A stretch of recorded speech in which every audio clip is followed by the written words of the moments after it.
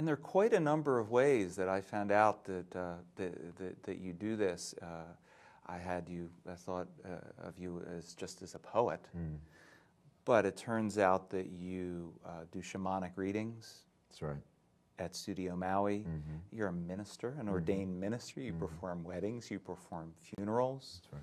So these are all ways, you're a speaker at occasion. So these are all ways that people can utilize what you have to offer. That's right. And create that cycle of, how can you say it, so you can live in this world. Exactly, exactly. Yeah. So if anyone wants to experience that, they should know that I'm always available, not just at the Studio Maui, but oftentimes I'll be down at the beach and someone will come up to me and see me and say, I feel like I should talk to you.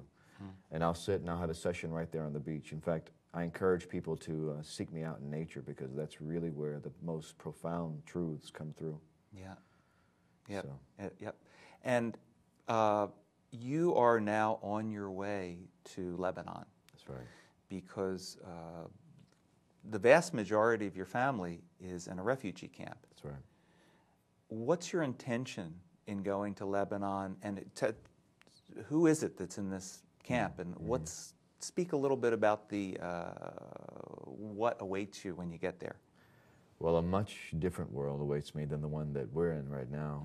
As people can see from this beautiful backdrop behind us, that the ocean undulates with beauty, and every moment in Maui is magical. But when you go to a place that's torn by war, when you go to a place that's impoverished, stricken with a sense of civil strife, unrest, and really over the three, I call them the three unholies, or the three non-speakables, which is money, religion, and politics. Really, that's what most wars end up being about. But you go to those places and you see how the people are much different in their approach to life and in what they can get out of life. For instance, my family, most of my family lives in a refugee camp called El Bos, and that's in southern Lebanon. And who's there? Well, it's all of my extended family on my father's side, including my father, my brothers and sisters, my aunts and uncles, my cousins, my grandparents. My grandfather just passed away, but the vast majority of my Palestinian family. And there, it's much different because we worry about getting to work on time and whether or not we paid our electricity bill, or whether or not we maybe made our neighbor upset by playing our music too loud. Whereas there, they're worried about, will I get shot on my way to get water for the family, or will there be a suicide bomber today? And when and how can these children be raised in conditions where they don't know anything but civil strife? They don't know anything but this brutality. And so for my brothers and sisters, they live in a vastly different world. For my family, I get to come to paradise because I was the one that was born here. But they all have to stay there because of fate, because of politics, because of whatever may be keeping them there. Nonetheless, my thought is not that anyone should begin to feel sorry for me or for my family or for anyone in this world who is under these conditions, but rather that instead of feeling sorry for, that they could send out an intention of compassion. That is just to say, be aware that there are people in this world who are your relatives, who are your brothers and your sisters, who are suffering in really horrible ways. And if we can just say to each other, I care, and I acknowledge that pain, and I acknowledge that suffering, then I think we take diplomacy to a whole new level. We really begin to create dialogues. I call them dialogues of divinity, where we can let one another know, truly know, that we support one another.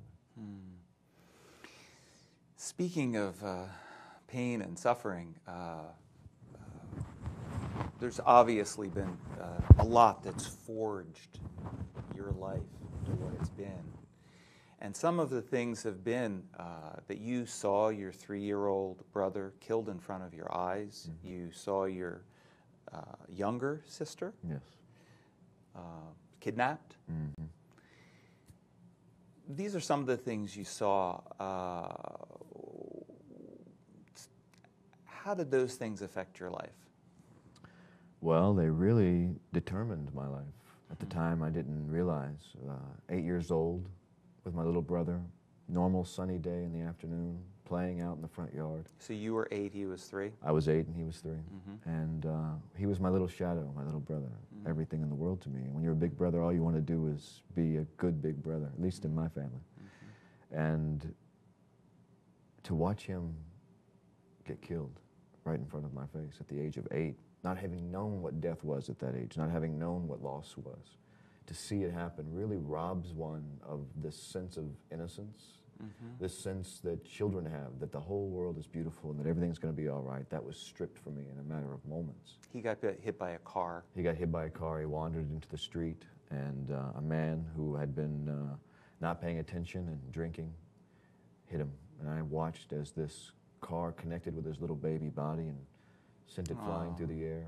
Every bone in his body was shattered. My mother ran out of the house and began screaming out to God to save his life. And the story is a brutal story if we wanted to go into the details, but more important than that was just the image of having watched the one that I loved most pass. And then just a few months after that, having experienced the loss of my little sister as we walked to school, she was taken by someone. And I crumbled to the side of the road, and I watched her look at me through the back glass of this guy's truck as they drove off, and I thought to myself, why? Why me? Why are so many bad things happening to me? Am I a bad person? And you would think at the age of 8, how does a child process these kinds of feelings of responsibility? Well, there's a couple of things that happened from that. One is that you actually embodied your brother's spirit at that point.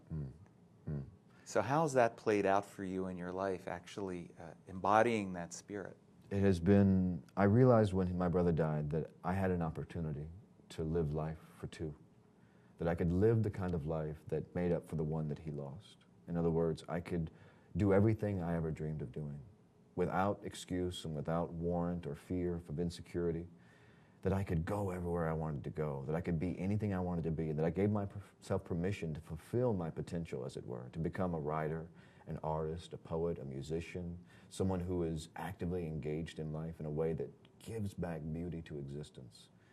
And I did that really in an effort to resurrect his life, or the one that he had lost.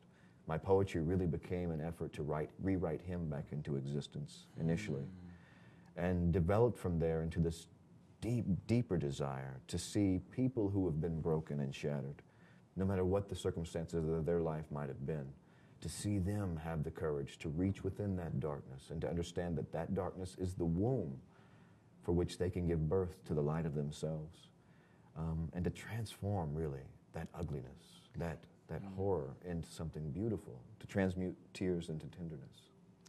So it's really not just having watched these things happening, you also experienced this. Your mother was very young, and she was very abusive to you. That's right. To the point of broken bones and some very intense stuff. So you've learned in your life, you have something on your back, which we can't show the camera right now. It says forgiveness. That's right. And you were telling me a story that I want you to tell the audience about your mother and that day and her beating you and something that happened in that moment that had you come into epiphany of forgiveness. Definitely. Well, it really began for me after my brother died, my sister were kidnapped. I began to experience firsthand the effects of what it means to have a mother that has lost her way. And I want to preview this by saying that I love my mother with all of my heart. And Mom, if you're watching this, I want you to know you are the most beautiful woman in the whole world, and I will always love you, no matter what. Because truly we owe a debt to our mothers. They're the unsung heroes of our life. And I believe that if we can forgive them, because they've just done their best, if we can give to them the gratitude of acknowledgement that that's where we come from their sweet, tender womb, and let them know how grateful we are that we've done something really beautiful in this world. So Mother, I love you.